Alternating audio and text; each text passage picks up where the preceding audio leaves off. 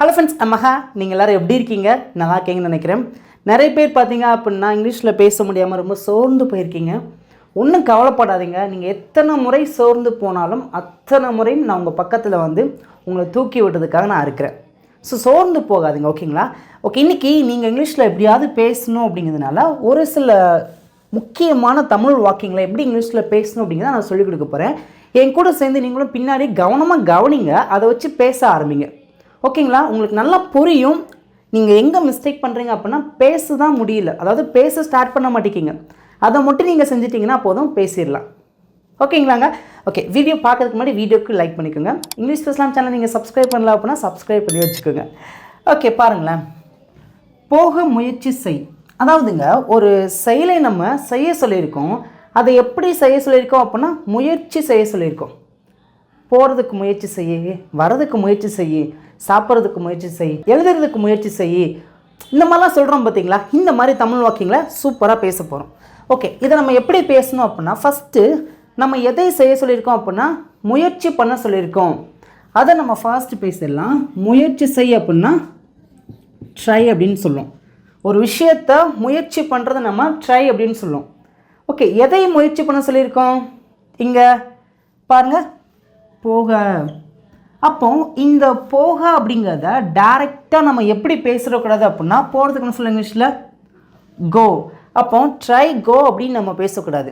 நம்ம தமிழில் பேசுகிறவங்கள நிறைய பேர் பார்த்தீங்க அப்படின்னா அப்படியே தமிழில் என்ன இருக்கோ அப்படி இங்கிலீஷில் நம்ம பேச ட்ரை பண்ணுவோம். பட் நம்ம பேசுகிறது பார்த்தீங்க அப்படின்னா ஓரளவு கரெக்டாக இருக்கும், ஆனால் கொஞ்சம் மிஸ்டேக்காக இருக்கும். அந்த மிஸ்டேக்கை மட்டும் நம்ம புரிஞ்சுக்கிட்டு சரி செஞ்சால் போதுங்க. இப்போ போக முயற்சி செய்யன்னு சொல்லியிருக்கோம், ட்ரை அப்படிங்கிறத பேசியாச்சு. என்ன செயலை செய்ய முயற்சி பண்ண சொல்லியிருக்கோம்? போக. அப்போ இந்த போக அப்படிங்கிறத எப்படி தான் பேசணும் அப்படின்னா டு கோ, அவ்வளோதாங்க. புரிஞ்சா? ஈஸியாக இருக்கா? கோ அப்படின்னா போகிறது தான். என்ன செயலை செய்ய நம்ம முயற்சி பண்ண சொல்லியிருக்கோமோ அதுக்கு முன்னாடி டு ஆட் பண்ணி பேசினா முடிஞ்சு. Try to go, try to go, போக முயற்சி செய். இப்போ இந்த டூ இல்லாமல் பேசி பாருங்கள். நீங்கள் இங்கிலீஷில் பேசி தான் பாருங்களேன். ட்ரை கோ. இப்போ இந்த இடத்துல பார்த்தீங்க அப்படின்னா கொஞ்சம் ஓரளவுக்கு நம்ம நெருங்கிட்டோம் பேசுகிறதுக்கு. ட்ரை கோ இப்படி பேசுறதுக்கு பதிலாக ட்ரை டு கோ, போக முயற்சி செய். தமிழில் கரெக்டாக சொல்லணும் அப்படின்னா போவதற்கு முயற்சி செய்.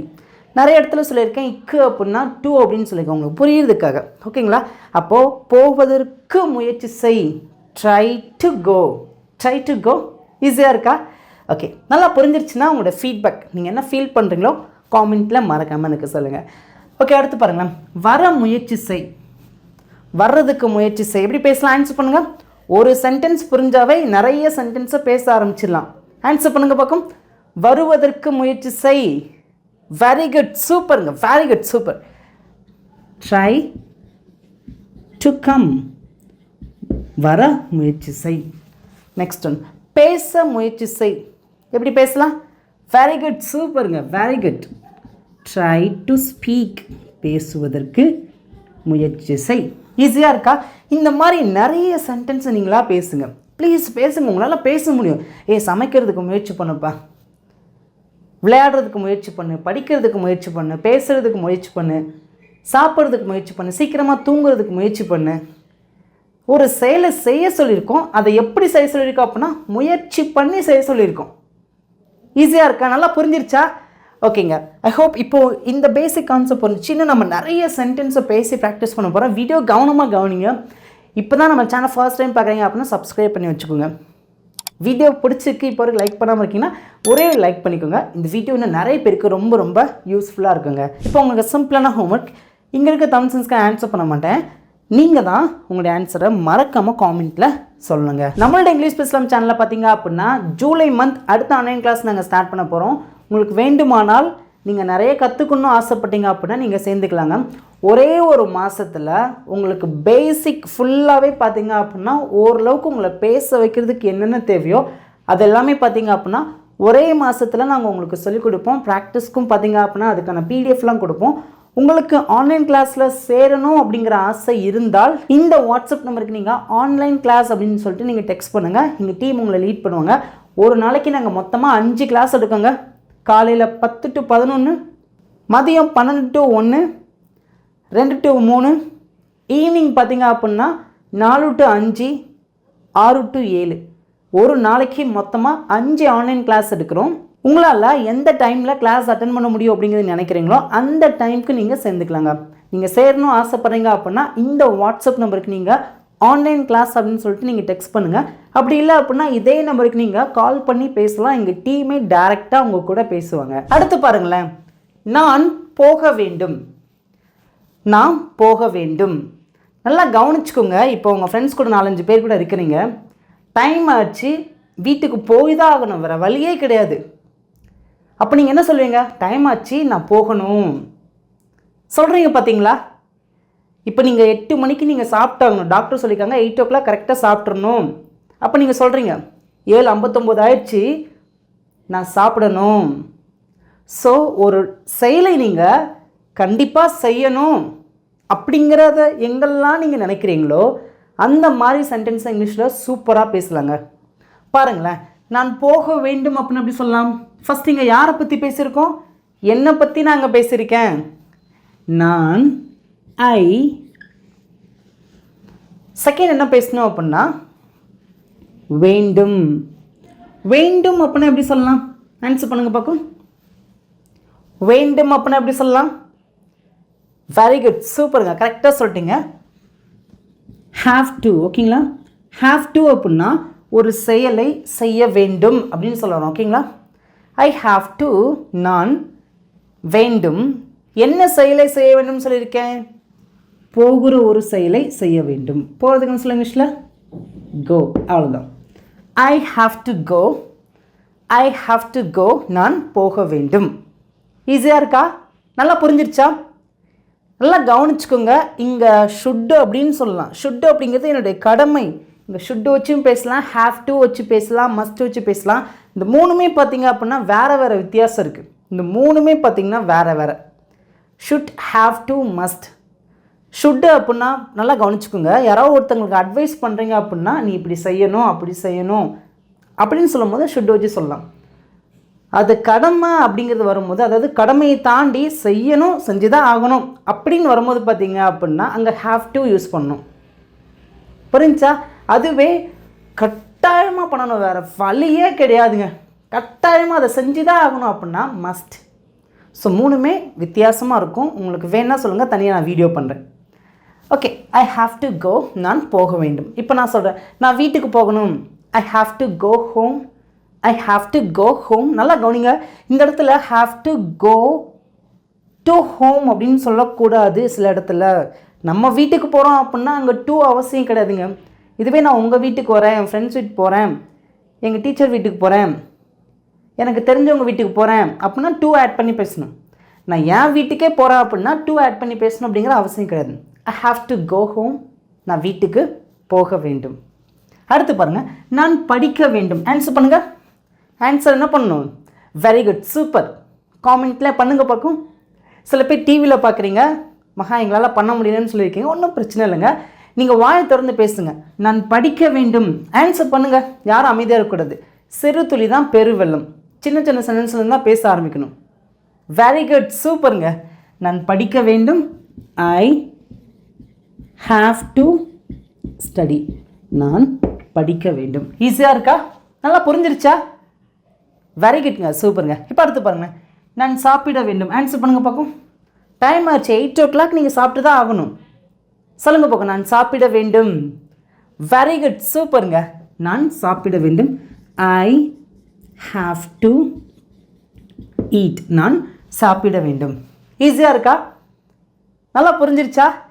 நான் சமைக்க வேண்டும், நான் எழுத வேண்டும், நான் போக வேண்டும், நான் தூங்க வேண்டும், நான் விளையாட வேண்டும், வேறு வழியே கிடையாது, அதை நான் செஞ்சு தான் ஆகணும், அது என்னுடைய பொறுப்பு, நான் செஞ்சு தான் ஆகணும் அப்படிலாம் நீங்கள் சொல்ல வரும்போது பார்த்தீங்கன்னா ஹாவ் டு வச்சு பேசுங்க. ஓகேங்களா?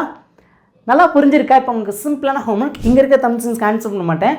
நீங்கள் தான் மறக்காமல் ப்ளீஸ் தயவு செய்து உங்களோட ஆன்சரை காமெண்ட்டில் நீங்கள் சொல்லிடுங்க. யாரும் ப்ளீஸ் அமைதியாக இருக்காதீங்க. ஒரு தடவையாவது வாயை திறந்து ஆன்சரை நீங்கள் பேசிடுங்க. அடுத்து பாருங்களேன், அதை சுத்தம் செய். எப்படி சொல்லலாம்? சிம்பிள் தாங்க. அதை க்ளீன் பண்ணுப்பா அப்படின்னு சொல்லியிருக்கோம். ஆன்சர் பண்ணுங்கள் பார்க்கும். அதை சுத்தம் செய். நீங்களா யோசிங்க பார்க்கும். சூப்பருங்க, வெரி குட். சில பேர் கரெக்டாக பேசியிருக்கீங்க, சூப்பர்.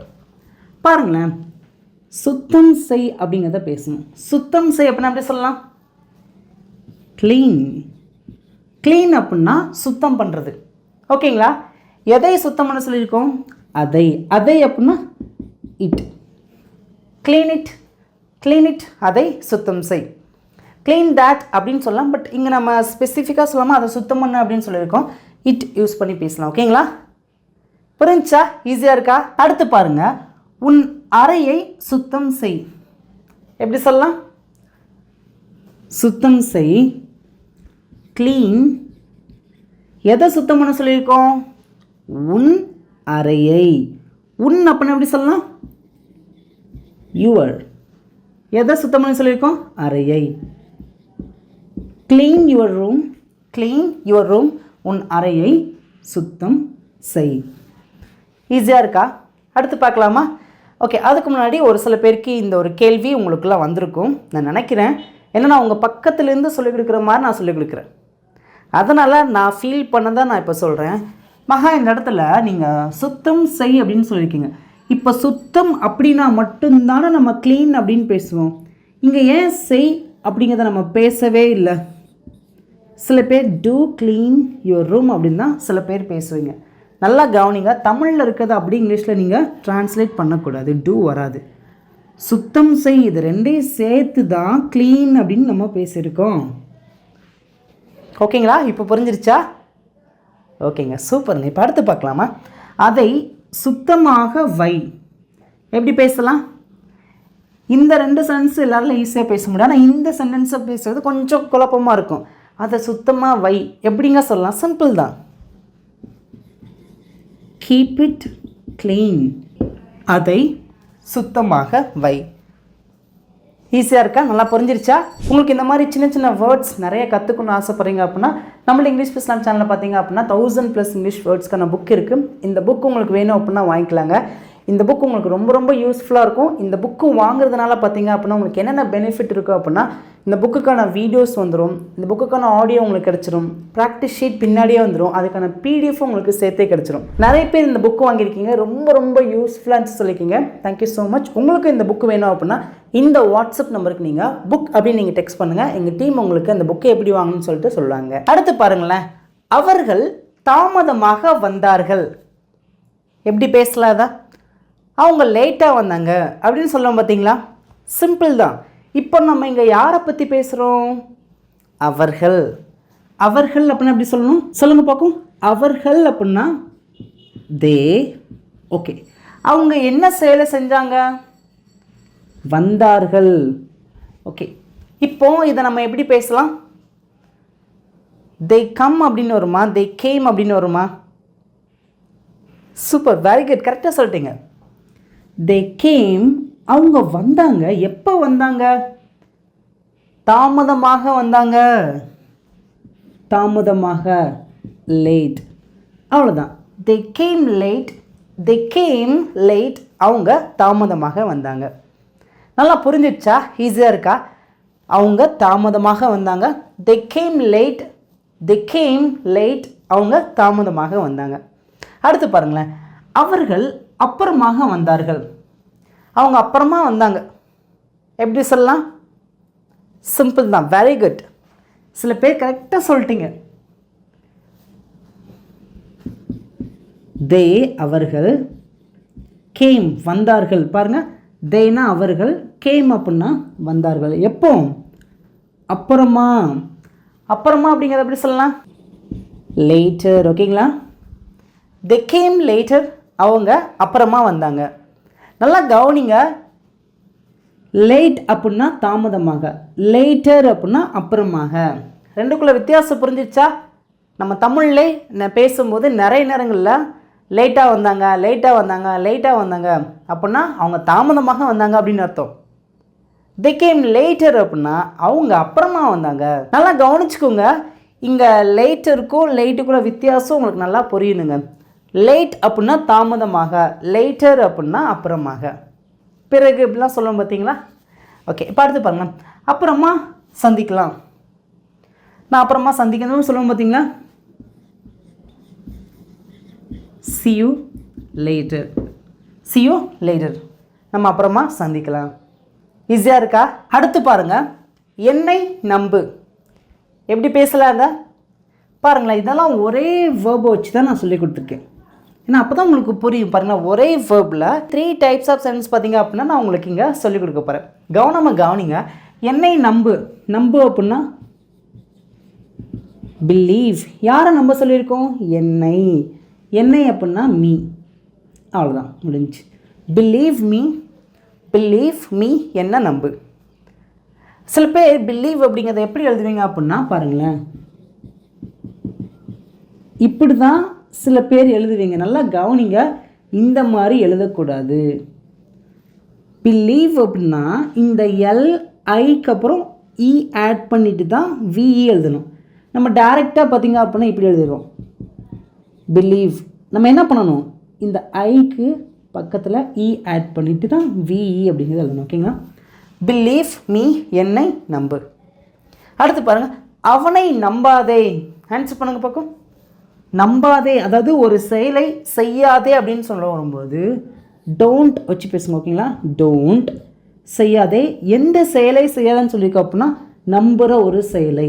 நம்புறனா பிலீவ். யாரை? அவனை. அவனை அப்படின்னா எப்படி சொல்லலாம்? டோன்ட் பிலீவ், நம்பாத. யாரை நம்பாதன்னு சொல்லியிருக்கோங்க? சொல்லுங்க பார்க்கும். யாரை நம்பாதன்னு சொல்லியிருக்கோம்? அவனை. அவனை அப்படின்னா எப்படி சொல்லலாம்? ஒரு சில பேர் ஹீ அப்படின்னு சொல்கிறீங்க. Don't believe he. இப்படி ஒரு சென்டென்ஸே இங்கிலீஷில் கிடையாதுங்க. ஹீனா அவன். பாருங்கள், ஹீனா அவன். இங்கே அவனை அப்படின்னு சொல்லியிருக்கோம். அவனை அப்படின்னா ஹிம். அப்படின்னா எப்படி பேசலாம்? டோன்ட் பிலீவ் ஹிம், அவனை நம்பாதே. டோன்ட் பிலீவ் ஹிம், அவனை நம்பாத. இப்போ அவளை நம்பாதன்னு எப்படி சொல்லலாம்? டோன்ட் பிலீவ் ஹர், அவளை நம்பாது. அவங்கள நம்பாதப்பா, அவங்க ஏற்கனவே என்னை ஏமாத்திருக்காங்க, அவங்கள நம்பாத. எப்படி சொல்லலாம்? டோன்ட் பிலீவ் தம். முடிஞ்சுங்க. ஈஸியாக இருக்கா? ஓகே, அடுத்து பார்க்கலாமா? நான் அவர்களை நம்புகிறேன். இப்போ இந்த இடத்துல நான் சொல்கிறேன், நான் அவங்கள நம்புகிறேன். இந்த இடத்துல என்ன சொன்னேன்? அவனை நம்பாத, அவளை நம்பாதே, அவர்களை நம்பாதே. இந்த இடத்துல ஒரு பாசிட்டிவாக சொல்கிறேன், நான் அவங்கள நம்புகிறேன். எப்படி சொல்லலாம்? நான் நம்புகிறேன், நான் ஐ நம்புகிறேன், பிலீவ். யாரை நம்புகிறேன்? அவர்களை. அவர்களை அப்படின்னா இங்கே பாருங்கள், தெம் அப்படின்னு பேசியிருக்கோம். I believe them, I believe them, நான் அவர்களை நம்புகிறேன். ஈஸியாக இருக்கா? நல்லா புரிஞ்சிருக்கா? நல்லா புரிஞ்சிருக்குன்னா நீங்கள் என்ன ஃபீல் பண்ணுறீங்க? உங்களுடைய ஃபீட்பேக் மறக்காமல் காமெண்ட்டில் எனக்கு நீங்கள் சொல்லுங்கள். இப்போ உங்களுக்கு சிம்பிளான ஹோம்ஒர்க். இங்கே இருக்க தம்சன்ஸ்க்கு ஆன்சர் பண்ண மாட்டேன், நீங்கள் தான் உங்களோட ஆன்சரை மறக்காமல் காமெண்ட்டில் சொல்லுங்கள். அடுத்து பாருங்கள், நான் உனக்கு வாக்கு தருகிறேன். நான் ப்ராமிஸ் பண்ணுறேன்னு சொல்கிறோம் பார்த்தீங்கன்னா அதுதாங்க. ஓகே, எப்படி பேசலாங்க? I promise. யாருக்கு வாக்கு தருகிறேன்னு சொல்லியிருக்கேன்? உனக்கு. You, I promise you, I promise you, நான் உனக்கு வாக்கு தருகிறேன். அடுத்து பாருங்க, நான் இதை கண்டுபிடித்தேன். எப்படி பேசலாம்? I found it. நான் இதை கண்டுபிடித்தேன். ஈஸியாக இருக்கா? நான் இந்த விடையை கண்டுபிடித்தேன். I found the answer. நானே இந்த விடையை கண்டுபிடித்தேன் சொல்லுவோம் பார்த்தீங்களா? நானே இந்த ஆன்சரை கண்டுபிடிச்சேங்க. எப்படி சொல்லலாம்? I found the answer my self. I found the answer my self. ஈஸியாக இருக்கா? அடுத்து பாருங்கள், என்னால் இதை செய்ய முடியும். என்னால் இதை செய்ய முடியும். உங்களால் முடியும் அப்படின்னு சொல்லியிருக்கீங்க. எப்படி பேசுவீங்க? இதை சிம்பிள் தான். I can do this. என்னால் இதை செய்ய முடியும். என்னால் இந்த வேலையை செய்ய முடியும். I can do this work. இந்த மாதிரி நீங்கள் நிறைய பேசலாங்க. ஈஸியாக இருக்கா? ஓகேங்க, இப்போ உங்களுக்கு சிம்பிளான ஹோம்ஒர்க். இங்கே இருக்க தம்சன்ஸ்க்கு ஆன்சர் பண்ண மாட்டேன், நீங்கள் தான் உங்களுடைய ஆன்சரை மறக்காமல் காமெண்ட்டில் சொல்லுங்கள். தேங்க்யூ.